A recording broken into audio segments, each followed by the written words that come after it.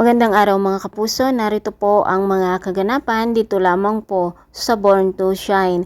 Naganap na nga po ang pagpe-perform ng Rosabella at talagang ipinagpapatuloy ni Dara ang kanyang pakikipagbati o pagpapakita ng mabuti kunwari dito kay Minchi.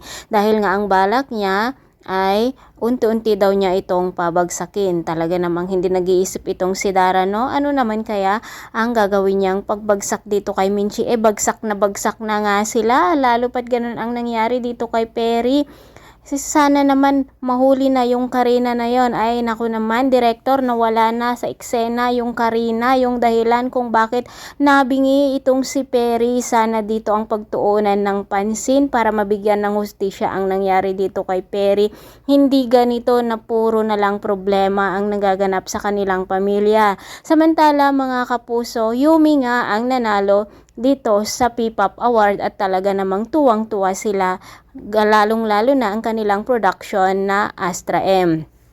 Inis naman ang next dito sa Yumi dahil nga talunan na sila at hindi pa rin matanggal sa kanila ang pambubuli dito sa Yumi, ngunit hindi ito pinapatulan ni na Jenny mga kapuso. Samantala, inis naman si Megan dito kay Jenny dahil nga siya ang lalong nakikita ng kanilang mga fans at ng lahat ng mga tao dahil nga iba ang kanyang talento.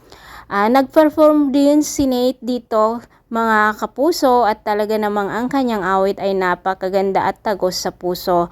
At tinanong nga ni Jenny kung kanino niya ito iniaalay. At syempre, hindi naman masagot ni Nate na sa kanya ito dahil nga lihim pa rin ang pagmamahal niya dito kay Jenny mga kapuso at ipinagbawal pa naman ito ng kanyang ina na si Monica.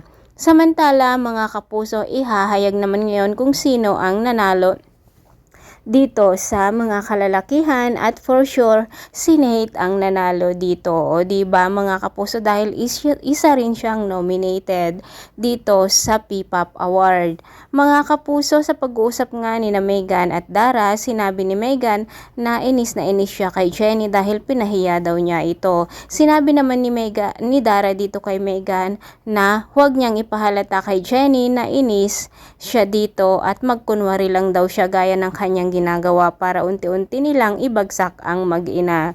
Mga kapuso, pakaabangan po natin ang bawat eksena dito lamang po sa Born to Shine. Maraming salamat sa walang sawang pagsubaybay. God bless.